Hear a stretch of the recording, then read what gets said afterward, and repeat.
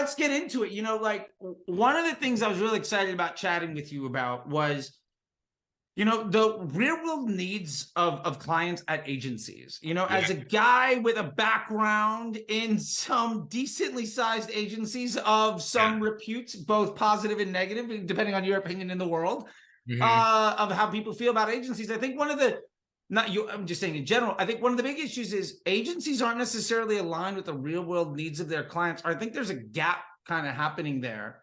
Yeah. And I'm curious, like, how you feel about, or as somebody that has built successful agencies and gotten exits and really built the structure. Yeah. Like, how do you feel the agency's needs are, or how do you position caring about the real world needs of the clients at the agencies? Because I think, to be fair, there are agencies that can fail clients, but there's also a lot of clients that can just wildly fail the agency because it's a simpatico relationship. Yeah, I think that's a really good point. So first of all, I'd love to take credit for the building and the exiting, but I'm supportive of great founders that I worked with. And there you go. I love it. I love it. And look at that, man. This is fantastic. Yeah, exactly. But no, I think this is really brings up a great point, because agencies, there's so many of them, right? And it's hard to really know when you're finding a good one. Plus, you look at some of the really big ones that have grown and built, giant brand names. And then, how do you know that you're really getting the treatment that you need, that you're getting the most value for the money that you're spending? And, a lot of them, they get very bloated and they become process heavy. And there's kind of like a medium that needs to be found for every brand at the unique stage that they're in and what their need is. So it's great when you can find an agency partner that you're with for 2, 3, 4, 5 more, years. But a lot of brands, like, they do need to evolve and graduate and say, like, hey, they were really great for this stage or these last 2 years of where we were, and then we needed to make a change for someone new. So I think for agencies to really be the best that they can be for brands, there's a lot of accountability that needs to happen on both sides, right?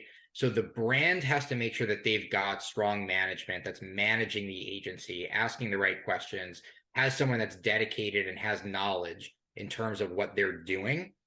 And then there also has to be really good expectations that are set when you're making that agency decision. What do we need help with? How much do I actually need the agency to take over? And how much do we want to have in control? And then there's some gray area in terms of, like, well, where do we want to be collaborative as well?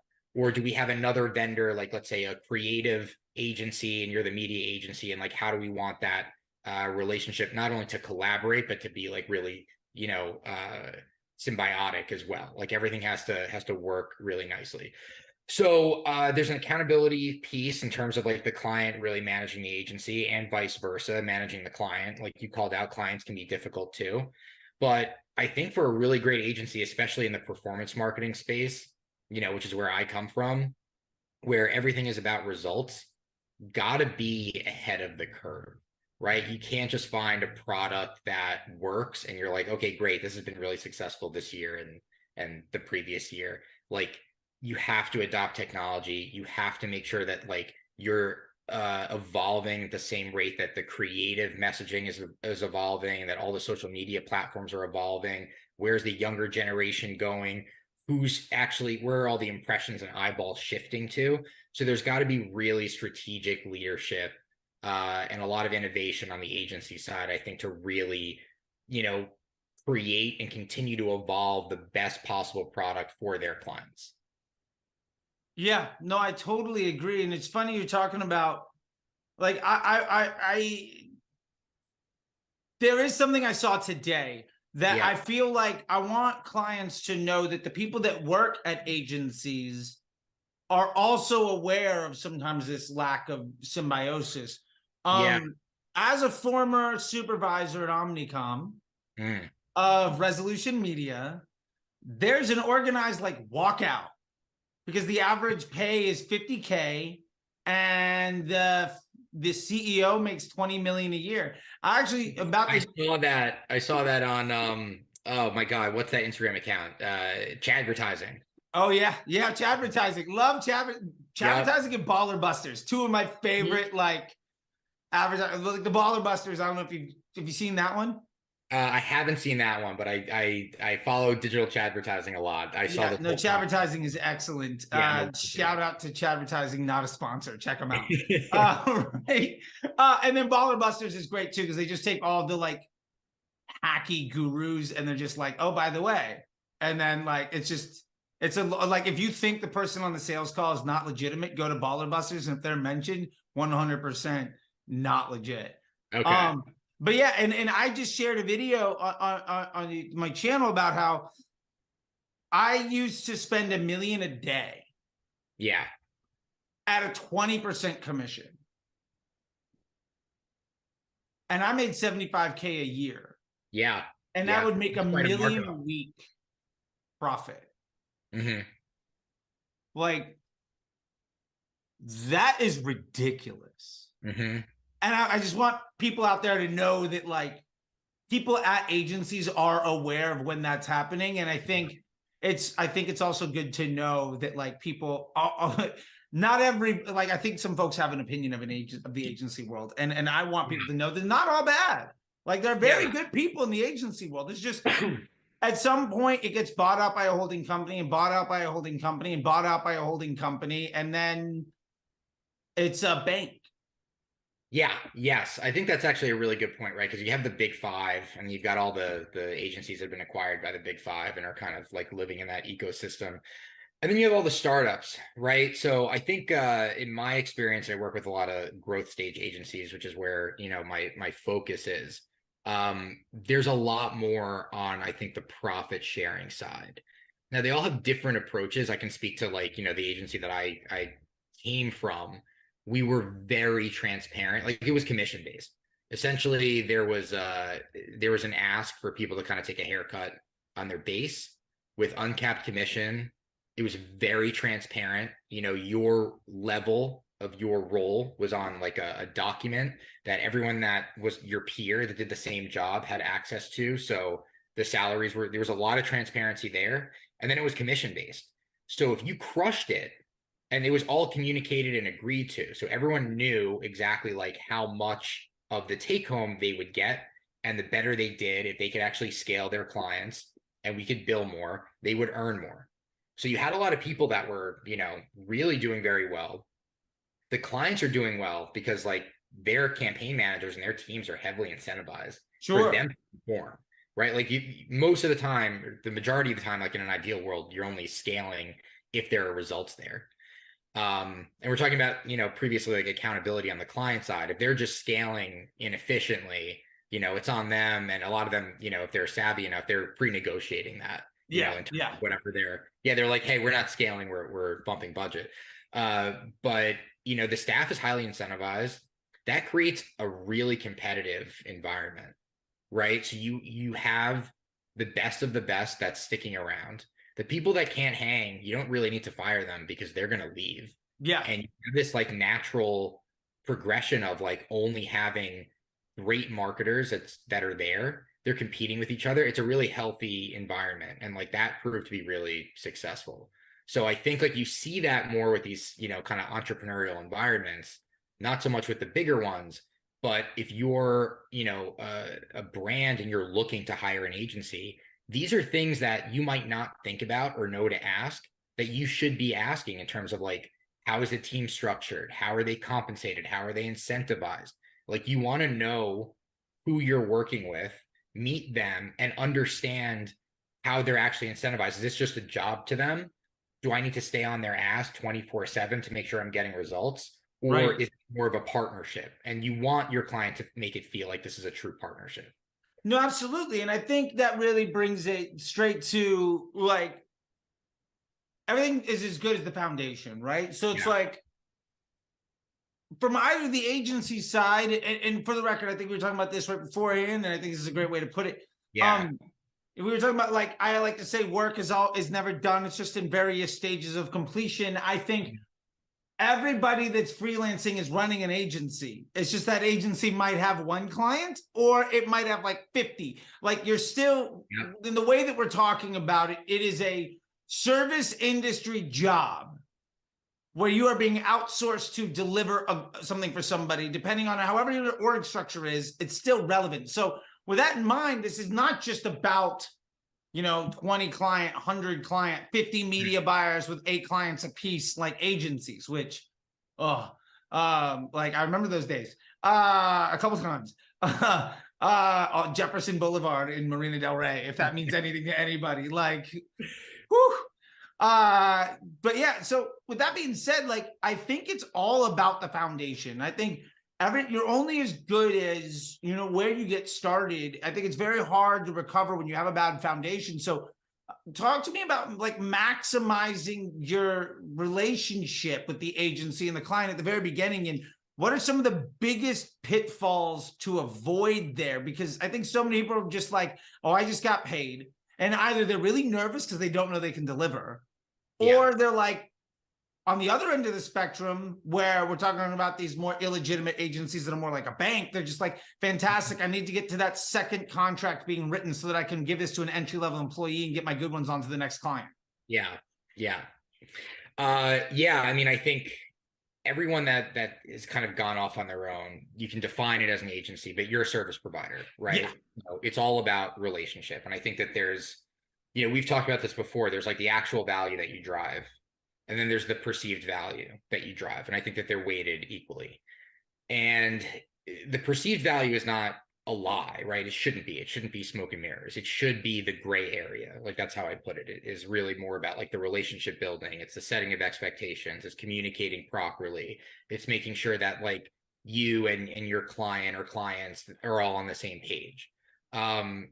Really setting the tone, I think, from the sales process. And look, like, you're trying to close someone, obviously there's a sale involved, but once you're in there, right, like, there's no value in closing that deal or going through the sales process if you're not going to have a lengthy relationship. Like, that's where the value is going to exist. So once that contract is signed, right, like, how are you actually setting expectations appropriately? And I think creating perceived value with that client. So even though the contract's signed, how am I adding incremental value to what they see right now? I think a lot of that comes down to, like, asking really intelligent questions, making sure that you're spending time really getting to know their business, what the pain points are. Ask them, what their customers' pain points are, right? Like, what are the objections and fears that your customers have? How can I use that with whatever the services that I'm providing, whether it's advising or if it's media or if it's creative? Like, you want to have a good understanding of that.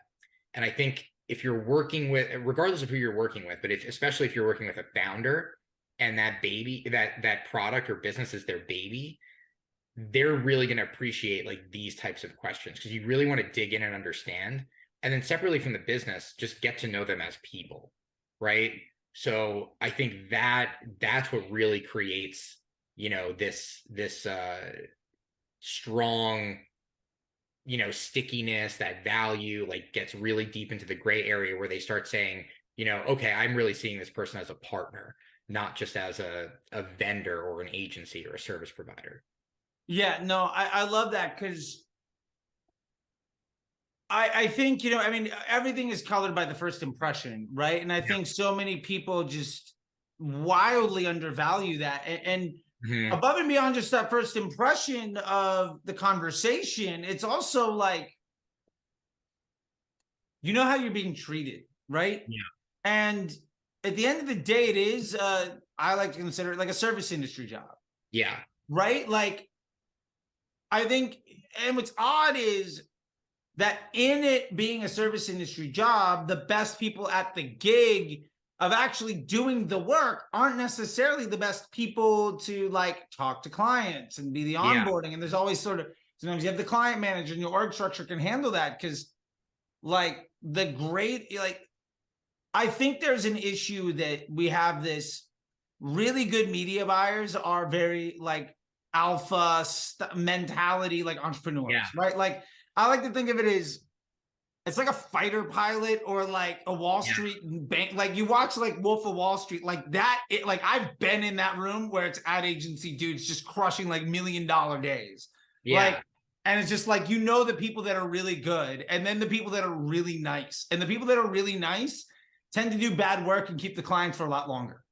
And the people that are really good tend to leave the agency and start their own thing. And like there's that whole ecosystem of that.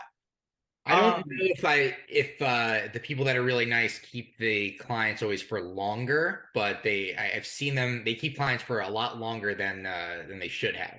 I'll take that. Yeah. People stick around for a lot longer than they probably should have been there. 100%. Yeah. They can work in recovery or like the loss prevention department, basically. Is to give you like the really nice person. I remember there's a couple, like I was at a spot where these two girls were fantastic at it. Yeah. And it's not, I think men and women can both be great at this, but you could give any client to one of these two women that was like 10 days and they were gone, and they would stick around for another 6 months, even though it was terrible, even though like there's absolutely no reason they should be there. And 100%. That's all relationships, right? And 100%. Like, you're right. I think, I think that's a good way to describe like who you're going to see on the media side at an agency. You're going to see like, I don't know, the digital chads that are just going to come in and just crush and destroy, and they're gurus and they're growth hackers, and the performance will be there. And they're definitely the more innovative folks, a little bit more entrepreneurial. But you've got like on the other side, the perceived value people. Not to say that they don't have actual value, like they do, but their strength is going to be in the relationship building. It's going to be in the storytelling. A little bit less in the execution. But I also think that there's a beauty in like having an agency where you can have a team, especially if you're pairing people up, right? Like strategically pairing one of each of those folks up, or having, I mean, that's really why there's an account manager. Or a client success director, whoever's really the relationship manager that can really step in and be the communication point of contact for the jet pilot to really go in there and execute and be, precise and be a warrior. So I think, looking at your personnel and staff and like looking at the different ways that you pair people up and evaluate talent, who can be a manager and who can be an executor, and an individual contributor, like that's really critical in terms of just managing a team. No, I totally agree. And with that being said, knowing that there's multiple roles and knowing that there's a lot of different places that how an agency can service a client, I'm curious, what are your thoughts on like, what is the role of the agency in the brand story? Because you mentioned like they might be the right person now, but they might not be the right person for later. And how does that evolve, at least in your experience? Yeah, it definitely, especially in the performance side, right? Like my background's in performance marketing and e-commerce. So I think that is very telling, because a lot of brands, like they may have an ultimate or aspirational goal of having a full in-house team, where you kind of own and control. And a lot of them are really open about that from the beginning. They'll sign with an agency and say like, hey, look, like we really need you to get us to this level. And then my goal is to bring it in-house. That's great when they're kind of transparent about that, because they're setting a target for you. Right. Not that that's always definitive, right? You get to a certain point, if you've added enough value and they're like, hey, we can't get rid of you. We can't afford to, that I think is a benefit too. I wouldn't be afraid of the transparency coming from a client on when they want to make a transition. But when they're growing, like let's say you're working with a smaller brand and they're kind of like at the early stage of their launch, like all of this fluffy process stuff is it's really not that important. It's all about just executing, moving fast, keep me, at a strong ROAS or a strong MER. Like I just have to have money coming in. I need to get to this level. And like you can have a really critical part in like that first leg of the race, if it's a marathon, and then, you kind of need to evolve. So I think for a larger agency, like, you can have a critical piece of their story by saying like, hey, you're coming in, this is your spend level. We're only going to do 2 channels. You're going to get 2 people on this team and we're paying this much. And you get to a point where you're like, okay, well, we need to start adding services. We need to start expanding from just our top of funnel marketing and like ramp up on the Google side. We need to start ramping up shopping. We need to actually upgrade you to Shopify 2.0. We have resources that can help you along with all of this. We want to take over your email, right? So like you can have a critical part in growing with them. But if you are more of a boutique agency and you're going to keep your staff limited because the founders don't want to scale too fast or manage too much, you might just say like, hey, we're kind of at our limit. I think a lot of businesses don't want to do that because they want to retain the business. But I do know an agency in the space that like they consider it graduating, and they talk to these clients and say like, hey, we really help you up until you're, 20 or 30 million ARR. And then we pretty much will graduate.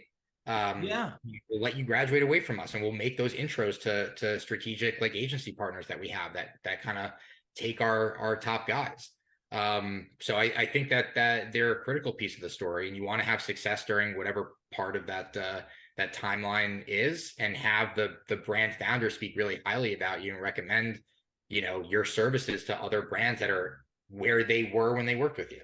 Yeah, absolutely. And to that point, I think, to be fair, bigger isn't necessarily better either. Yeah. Like, I know plenty of people that do one thing pretty well. Mm-hmm. And like maybe they're the 5 million to 20 million agency, and they got a 5-person team. Yeah. And they're really good at that work, and they do the same stuff basically every day, in and out, and they're able to really iterate and get into the weeds of that. And their workload is less, and their take home is more. Yeah. Than, well, everybody but the folks at the top, and even the other folks at the top of places that have like 20 clients that need to hire, because the more clients you have, you also have larger legal, you have larger payroll, you have larger liabilities, insurances, like operating costs skyrocket with agency client volume. Yeah. And like on the side of just being a successful entrepreneur or a successful agency owner, like measuring your worth by the bank account. And I'll put it this way. I know plenty of people that run a 7-figure company that make 3 times, 5 times as much as the folks that run the 8-figure company. And I mean, the person at the top, what their actual take home is. Yeah. And it's like, sometimes people work really hard to figure out a way to give themselves a day job where they're making less money and working a lot harder. Yeah. Yeah. I feel like I have the benefit of knowing a lot of entrepreneurs. From working for 2 very successful entrepreneurs that went through an exit, and through that network, and kind of just through the businesses that I've worked with, which is great. And I know small ones, I know large ones that have exited, some that have been in business for literally 4 decades, and are still running everything and made all the money in the world. None of them are the same, right? Yeah. Like, they have different needs in their life. I know one that like really looks at an exit and a huge payday as like the measure of success, and I know some that really just want to have like something that's small and controllable that they can run for many years, make a lot of money, and just kind of enjoy what they're doing. Yeah, I mean, if you can build yourself I know some folks that have built themselves a playground.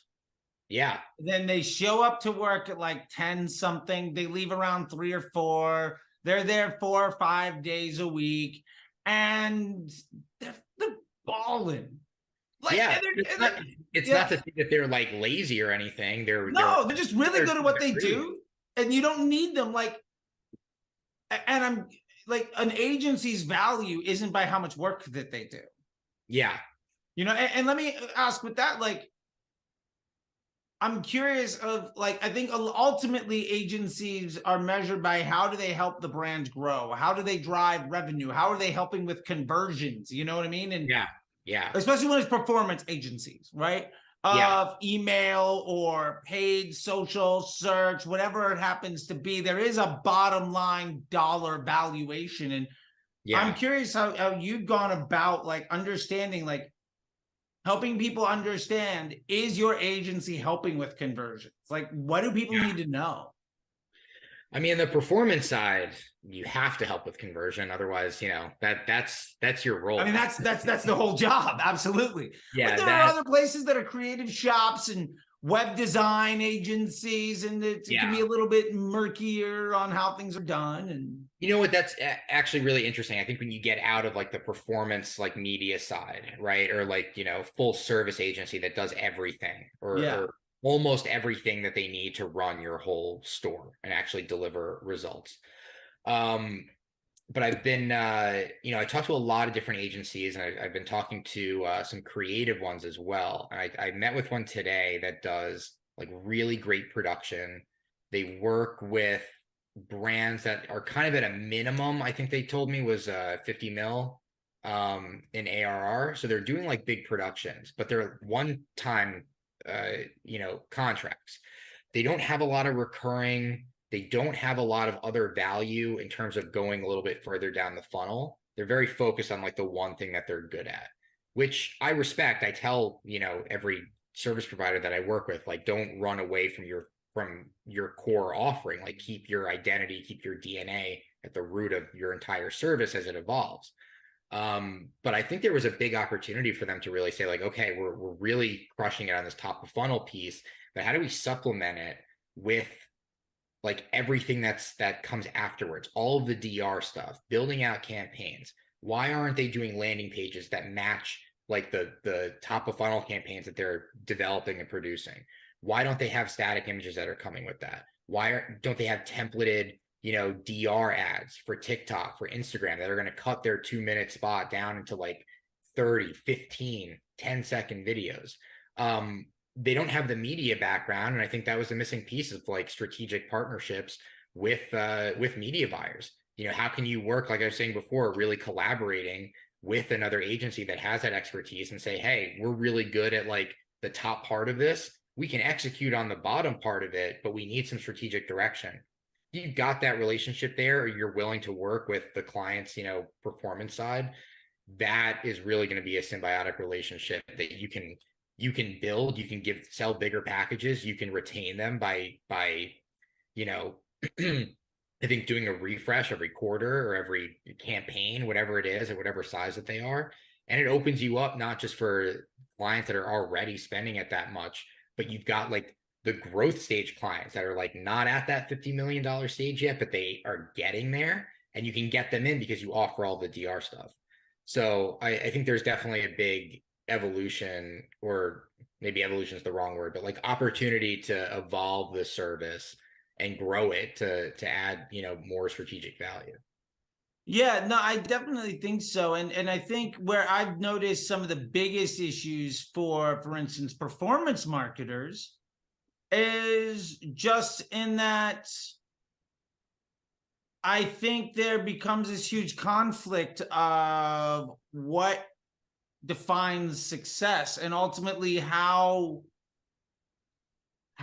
people are ultimately getting rewarded for the work that they're doing. You know, it's which I think goes down the rabbit hole of attribution and all sorts of stuff like that. And I think I've always taken the role of, one of the things that I did early on that was really helpful, that I kind of just got into the space because I was put into a room to.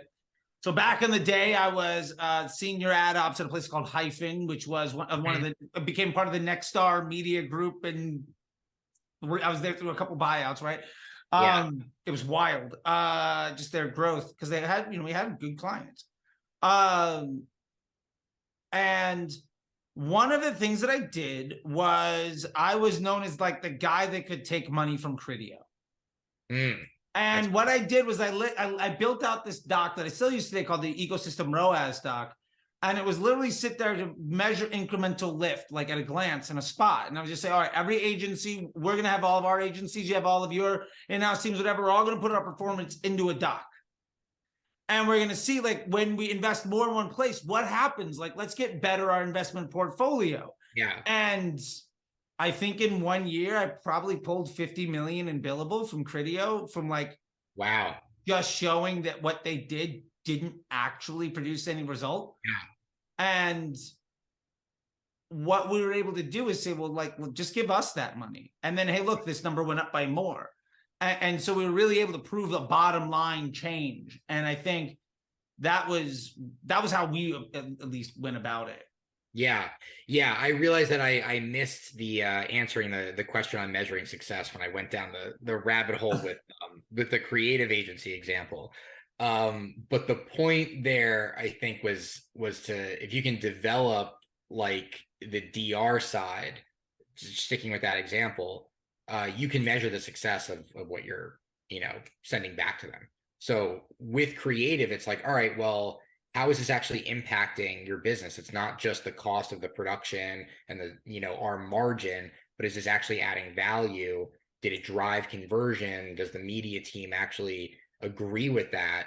Did they think that we were a good partner to work with in terms of giving them creative that they actually want and can use versus just dumping assets on them that, isn't built for success? So I think with your example, like obviously pulling and visualizing results, looking at, what you were doing previously, like how do we compare to your previous agency? How do we compare year over year, week over week, campaign over campaign? The new creative assets that we rolled in versus the previous ones. Are we constantly A/B testing? Are we establishing controls and then testing against those controls to always show incremental lift? Oh man, now you're talking crazy. You're talking about the things that get me banned on Twitter for saying, like, I love it. Yeah. So, I mean, I think obviously communicating just any type of measurable success that proves out value. That's the actual value, moving away from like the perceived value part of the relationship. Sure.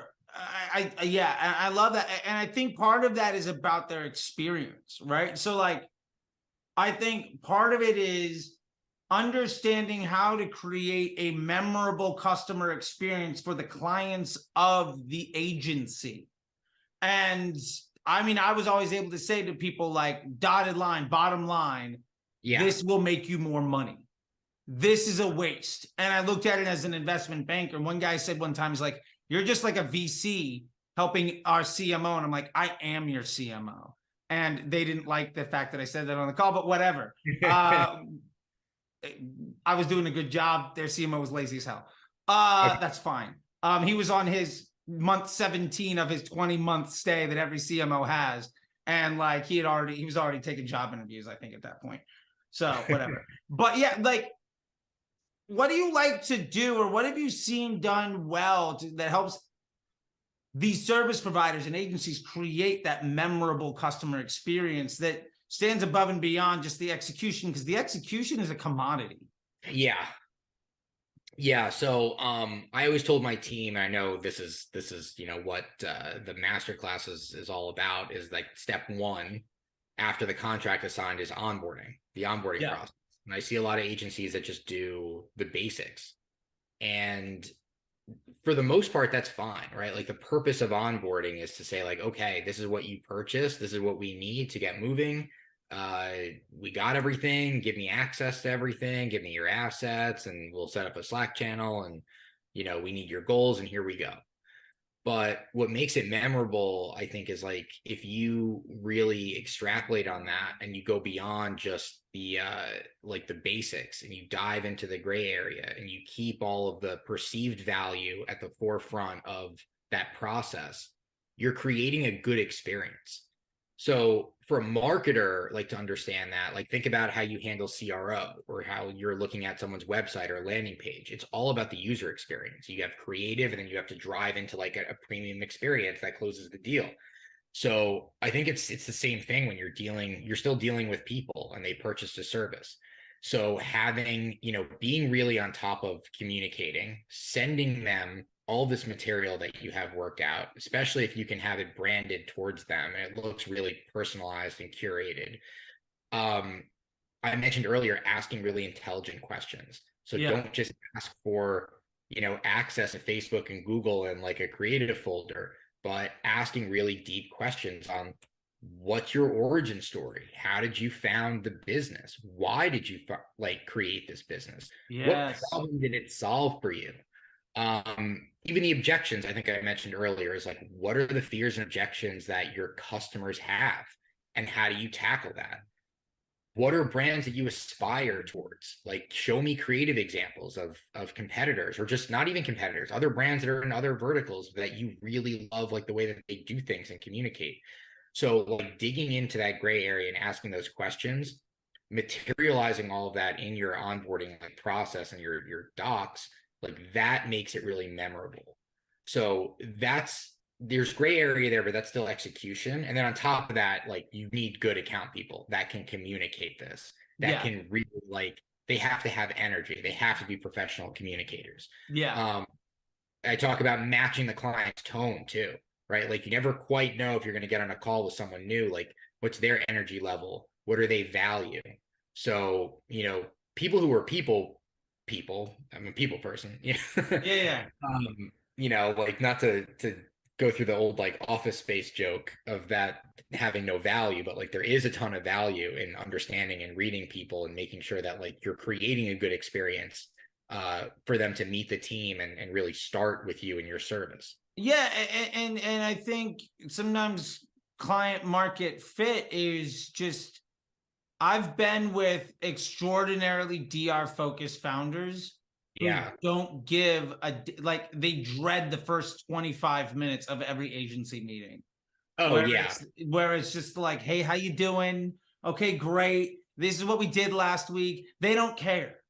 Like, and to be fair, like those are my favorite kinds of people, because we're just like, dude, let's just go make some money. Cool, we're done. 5 minutes, great. What do you need from me? Done. Like, if you can set a timer for 15 minutes and you're done. Like, I had a boss, his name was Jason Hansen, who taught me a lot. And he literally would put a timer on the wall for 15 minutes. And I had 15 minutes to get that client off the phone.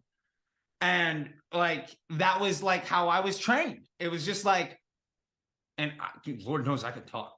So he's like, all right, Charlie, you need to get them stoked and off the phone in 15 minutes. We're booking an hour-long call. You need to give them 45 minutes back and get them to spend more money next month. That's it. Get off the phone.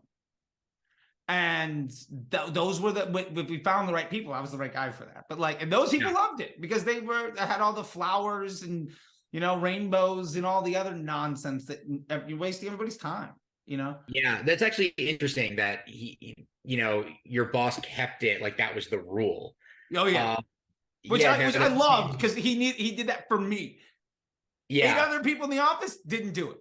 But for me, he's like, got it. Okay. That's really funny. No, because he gave me specific clients. Like he gave me like on my team that I wish I gave that rule to. Yeah, like at the time I was doing Joybird and Progressive Insurance and Disney and like Starbucks. And they were like, these people don't care. Give them the money, get off the phone. Yeah. And like, it was some other like probably borderline spectrum nerd on the other side. And all I had to do was make him look good to his boss who wrote a bigger check. And then that was my job. Oh, yeah. Yeah. Look, I mean, think about the difference in the clientele, right? You're talking about businesses where you're not dealing with founders. You're dealing with like someone that just has a job there. It's the marketing manager, director, or maybe the VP is there for like just the first onboarding and then disappears until the QBR. Yeah. In that case, I mean, it's got to be business, and all you're really trying to do is you're going to connect with those people, but separately, right? Like, how do we get them out to dinner, get them drunk, and then start to develop all of that fun stuff. But on like the founder entrepreneur side, I think more often than not, like we really get them talking with those questions, like really ask them, I love that. What was the origin story and why did you start the business, and tell us, like we really want to know. And it sounds like a date. Yeah. Hey, you're dating them. Like, where'd you come from? Blah, blah, blah. Right. And if you can remember those things on the second date, it's going to probably end up in a third. Yeah. It's not that we didn't have the technical founders. We definitely ran into people that were just like, hey, I already run, like I'm the founder, but I've been running the media and I'm like in the weeds and I'm going to be in the numbers every day. And like, they get in there. That's a tougher nut to crack, but that's where the value of like your account manager comes in. Mm-hmm. They have to know really well what switches in their own brain to pull when dealing with this kind of person. Like, what am I going to spend more time on? What am I going to spend less time on? Is this person really going to value an efficient call? Can I give them 30 minutes of the 60 back? Like, if I can do that, then great. And I did find that like those people typically would fill out their onboarding document with a lot more detail. So you could wrap up the call a lot earlier because they've handed you everything that you need. Yeah, I love it. I think that just goes to show just how there is a fit to the clients and the agencies. Although sadly, I see a lot of folks say, well, the fit isn't about is about the strategy. And I don't think it has anything to do with the strategy. I think it has to do with the people, right? Yeah. Because the strategy is a commodity. Like, I think the strategist in the paid social space or paid search, like, yes, that's good, but that person exists 12 times under every roof. That being said, like, we've talked about a lot of things, but what about those founders that have come in? Like, I've seen a lot of people barking up this tree, and to be fair, I don't think it's necessarily completely wrong in that, like, the future of the ad agencies and marketing is we're going to see a lot less of them. I'm curious how you think about that, because I mean, I have my own perspective, but I'd love to know what you think about it. Yeah, I think it's a great question. It's really funny. I just wrote a LinkedIn post for myself on exactly that today. That all right, well done. I didn't see it. I promise. This is good. No, I did see it. I'm right on top. No, I haven't posted it yet. I just. Oh, well, then never mind. I'm over your shoulder, right here, like back there. Yeah.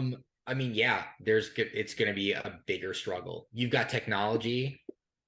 That's not just AI. Everyone's just focused on AI, but I think that you've got a lot of new tech partners in the space that agencies don't necessarily know how to integrate into their service. Mm-hmm. I talk to agencies all the time about strategic partnerships with other vendors and other service providers, especially for things that you don't offer, are really important. But ultimately, they're there not just as a value add, but as a referral partner. Yeah. So I meet with a lot of agencies and they're like, yeah, we're partnered with Shopify apps, with Klaviyo, whoever, as a referral partner. But like, there's these tech platforms, there's all these SaaS companies that are coming out that can allow agencies to develop services that don't require dev work, that don't require full teams and millions of dollars in investment or $100,000 in investment. And I don't think they know enough about how to like change their service to be more valuable and be more unique and say, hey, I can actually create a publishing site and create like a whole new environment and offering for my brands that other agencies don't have in-house, or native content creation, or some type of, I don't know, utilizing in my CRO platform, new shoppable videos on site where there's a couple, cool new shoppable that are doing that. So I think that's one piece in terms of staying ahead of the curve, because the agencies that are just going to do the standard, hey, we do media buying and strategy, however you define it, and creative, like that's all just going to be the status quo. And then on top of that, you've got the AI threat and you have automation threats. So agencies the threat of AI is obviously like, you can be more efficient, which means you probably don't need to be as highly staffed. Yeah. It's just a reality. But I think like the agencies, if they really want to survive, you're going to need to move faster and be more efficient and learn all the AI tools now, and not look at them as like, oh, that's bullshit and you can't write copy as well as my copywriters. Like, no, use them. You can use them in a lower, smaller capacity, but like, I don't know, you have to have strategic innovation. You've got to have at least one person in your leadership team that's focused on that can say, we need to shift. We need to change our standard operating procedures, our offering, the way that we do things, so we can continue to evolve with all of the other outside factors that we have no control over. Yeah, because otherwise you have no USP. Yeah. Right. And I think I just dropped a video on this one too, just what it's worth. It's like I'm referencing this thing because it's top of mind, but like, I think there's a ton of people that have commodity skills and they don't realize that they're basically, I think if you have a client or you have a job where you basically show up and do the work, that's more or less kind of a handout. Like somebody else did all the work to set that up, but you're also ultimately immediately replaceable. You're not worth more. Mm-hmm. And if you're not bringing undeniable value by combining some unique something, then why do I care? Right. And as soon as anything goes wrong, I can blame you and go off to the next guy. And so with that being said, I'm curious, like, when do you think working with an agency is the right place? Like sort of that relationship, when does it work best? And when do you need it? Because I think like there is a revolution happening through here with this self-service. I mean, Facebook, go broad, you're done. You can use ChatGPT, you're kind of done, right? Like I would argue don't use Midjourney, but you can like use creatives.io and like Canva, and like, man, I just eliminated 3 partners. Yeah. You know what I mean? So when do you feel like agencies, when does it work best to bring somebody on, or what type of agency to bring on might be a better way of doing it? Yeah, I mean, I think of course you have to look at the resources in your own organization. Like I want to do whatever it is. If it's media or anything else that any other service provider offers, be shipping and fulfillment, right?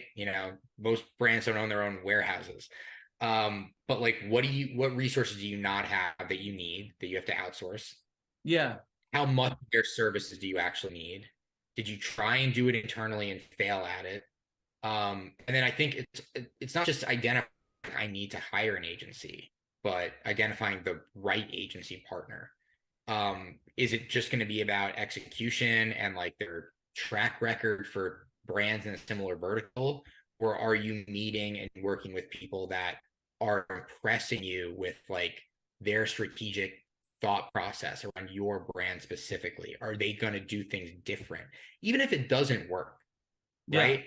Because I think with all the tech and like AI, you can have Chat GPT spit out basic stuff. Like you can say, hey, write me a script and give it a bunch of, prompts and value props and whatever. And it'll give you a basic, what you need.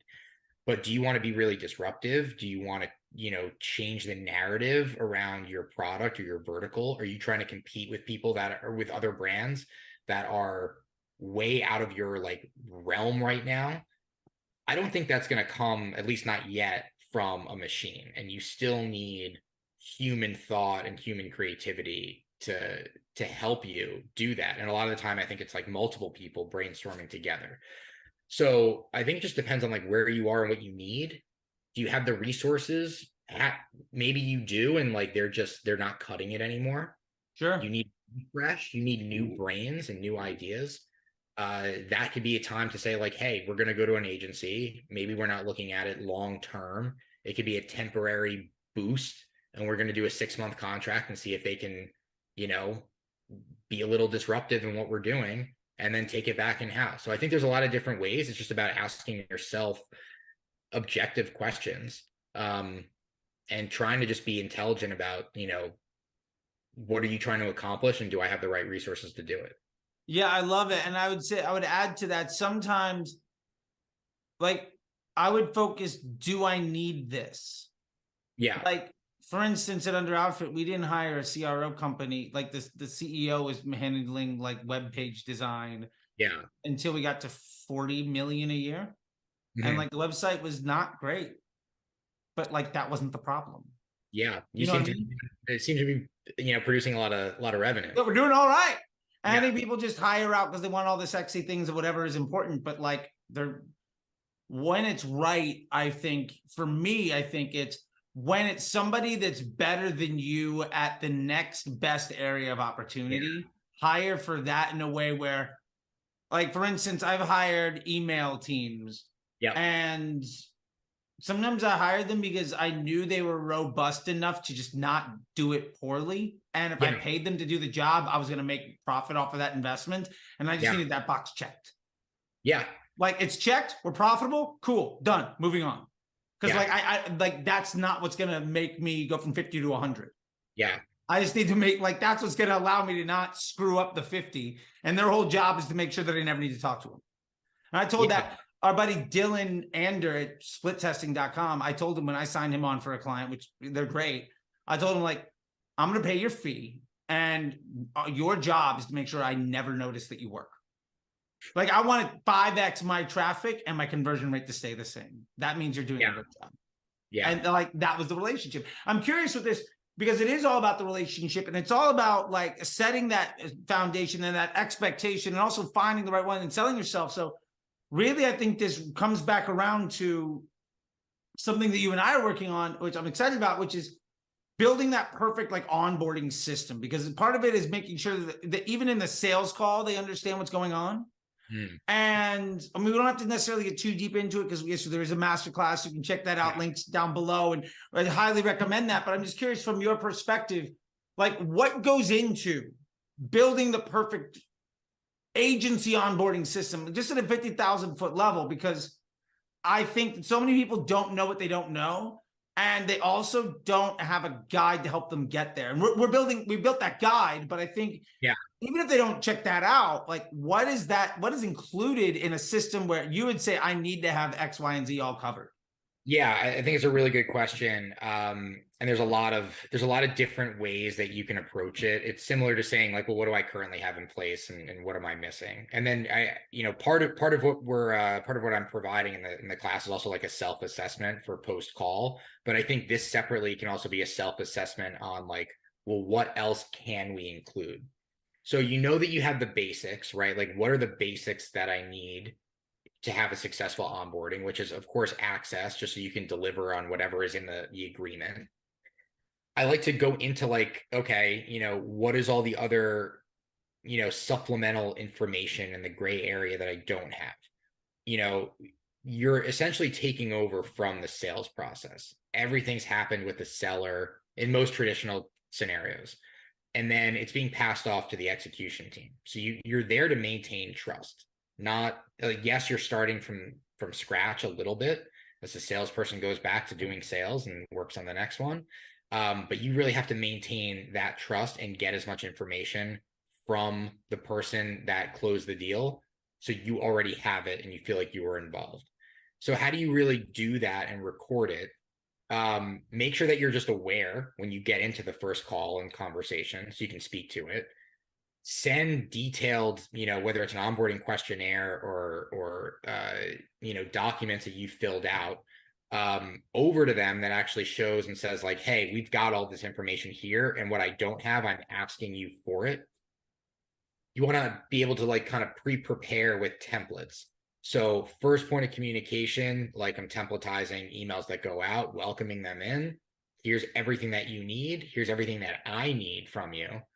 Making sure that like, the call is not scripted, but you have a good outline that carries it through a story from start to finish.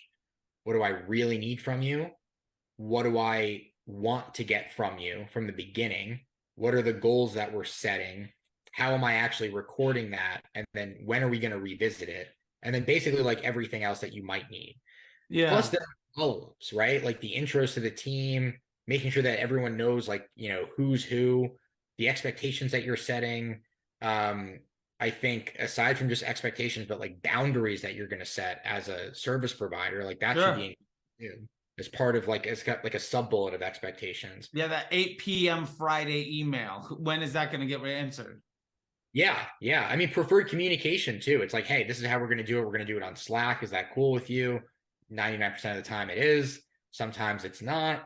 And if it's not, like, let's talk about that. How are we going to communicate in the most efficient and effective way? Right. So there's just expectations and, when will I answer? And, knowing to acknowledge a question if you don't have time to respond to it right away. That's not really part of onboarding, but just like general, client service. I don't know, just like a best practice in communication. Yeah. And then I think just like the follow-ups, right? Like when you finish the first process, like the self-assessment, ask yourself, how did it go? What were they like? Who are the players on their side and what are their roles? Who's going to be difficult? Who's not? Who's lacking certain knowledge that we're going to need to educate and nurture maybe? Who's really an expert in certain areas where like I may not want to step toe to toe with them here because I'm gonna, even if I'm right, gonna lose that argument every time. Yeah. And educating the rest of the team on that. And then, I think just the final follow-ups of like, it's not just that onboarding call, but like, what does the first month look like? Yeah. What does the first term of the contract look like? Yeah. And what are our deliverables? So having all that stuff ready, templatized, able to not just like a straight template, but like a modular template, so you can really, adjust it based on the client's need. Yeah, and I'm super excited about what we have inside the masterclass because it's going to have all of that together. So it's sort of a like overview of all of those things in a much deeper depth with like guidelines for everything there. And I know we got to get going in a second. I just want to say that I love the idea here that the perfect onboarding sets up the successful first term, because it's about the relationship and it's about getting that second check and making that relationship work. Because just as you think of an e-com business of that person coming back to buy again, like in a service business, it's do they renew, right? And Yeah, 100%. Oh, one actually critical thing that I left out of my let's rant, do it. quick thing. I think it's just speed, right? Yeah. Like we're just talking about, tech and automation, but how much can you automate? How many triggers can you set up? Like you want the process to be as frictionless as possible. Not everything can be automated or templatized, but as much as you can. I mean, that makes it's not necessarily for the client outside of just like the speed factor, but it's more for your team, the efficiency of your team. Like you need your team that's servicing the client to not be underwater. The more you can automate for them, the easier their lives are, the happier they'll be, on the call. Yeah, no, I love it, man. Well, hey, dude, thank you so much. I really appreciate it. And yeah, like if you just want to make sure that anybody, if they want to get in touch with you, like how do they do that? How do they do that? Oh my God. Well, you can email me. First of all, thanks for having me. Sure. Yeah, so you can email me. My email is Jesse at DeBear Direct I'll LLC. put that down below. Yeah. We'll put that in there. You can find me on LinkedIn. I do some posting there. You can find me on Mentor Pass. You can find me, around the interwebs. I love So it. yeah, check me out. I'm working. I'm my consulting business is still somewhat fresh, so I'll get a website to everyone as soon as I have it. But definitely feel free to email me. I'm in a lot of the kind of like the D2C Slack community groups too. If you see me around at any type of kind of Shopify partner events. Love it, man. Well, thank you so much, dude. I'll let you go, and thank you so much, man. I really appreciate it. I'll talk to you later. All right, thanks, Charlie. Appreciate it. See you. Bye.